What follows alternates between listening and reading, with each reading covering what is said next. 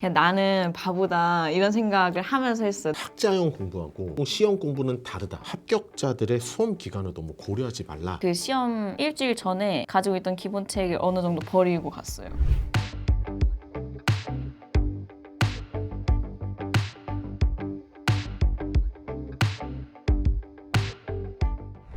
제가 공부하면서 중요하게 생각했던 기본 자세를 먼저 말씀드리고 시작할게요.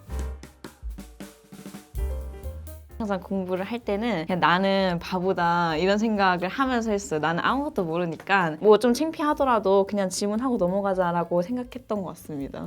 저는 이 내용도 너무 좋았거든요. 학자형 공부하고 시험 공부는 다르다.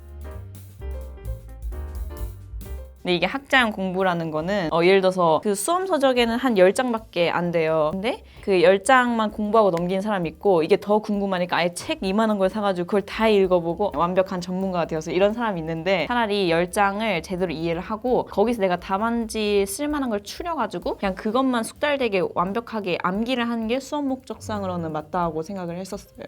그리고 암기 쪽에서는 미루지 말 것.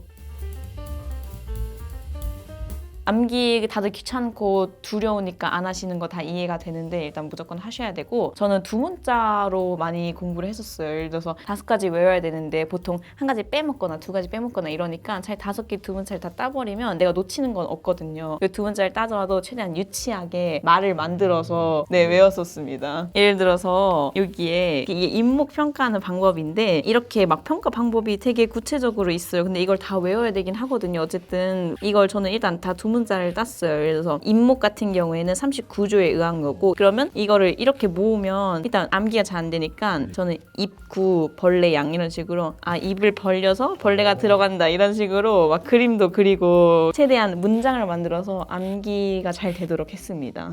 합격자들의 수험 기간을 너무 고려하지 말라. 그렇게 이제 말씀하셨는데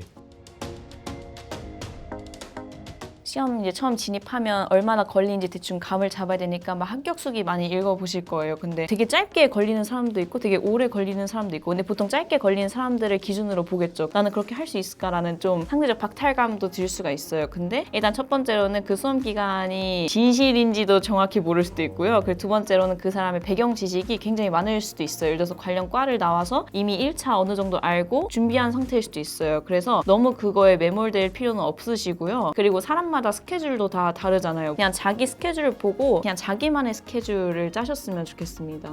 그리고 제가 들었기로 아이패드를 이용해서 거의 주로 공부를 하셨다 그랬는데 어플도 되게 다양한데 굿노트 어플을 많이 활용을 했고요. 이 굿노트에서 잘 활용했던 기능은 이게 플래시 카드거든요. 그럼 이런 식으로 이 절반만 나와요. 그러면 이 임차권 평가라고 나오면 이제 제가 스스로 암기한 거를 다시 되새겨 보는 거죠. 이거 나오면 뭘 써야 되지? 이렇게 혼자 한번 시뮬레이션 돌렸다가 정답을 보고 내가 맞췄으면 넘어가고 이런 식으로 이 앱 통해서 공부를 많이 했습니다. 너무 좋아. 너무 좋아요. 본인한테 최선을 다한다는 의미가 좀 뭐다? 저는 그 시험 일주일 전에 가지고 있던 기본책을 어느 정도 버리고 갔어요. 저는 책을 버린다. 이 책을 제대로 공부하지 않으면 이걸 절대 못 버리거든요. 시험 전날까지. 저는 진짜 미련 없이 그걸 버릴 수 있었어요. 와, 저 입이 좀 다물어지진 않네요. 진짜 아예 이거 시험 떨어졌으면은 절대 다시 안 보는. 네, 진짜. 자, 그러면은 과목별 전략 간단히 여쭤보고 실무 같은 경우에는 사실 시간 압박이 되게 큰 시험이에요. 특히 계산 실수 이런 것도 있으면 걱정이 많이 되는 부분이기도 하고요. 저도 긴장을 되게 많이 하는 성격이라 계산 실수가 꼭 나오거든요. 근데 앞에 하나 틀리면 뒤가 다 얼그러지는 그런 느낌의 시험이에요. 그래서 저는 차라리 그냥 계산 실수는 그냥 하는 대로 내두고 논술이나 판단 쪽을 좀 더 풍부하게 쓰려고 노력을 했습니다. 이론 법규는 그냥 어떤 문제가 나올지 예상해보고 그거에 따른 답안을 많이 준비해 가시는 게 가장 중요할 것 같습니다. 비전공자가 네. 1차부터 시작을 한다고 하면은 네. 1차 과목에 대해서도 간단히 설명을 해주시는 것도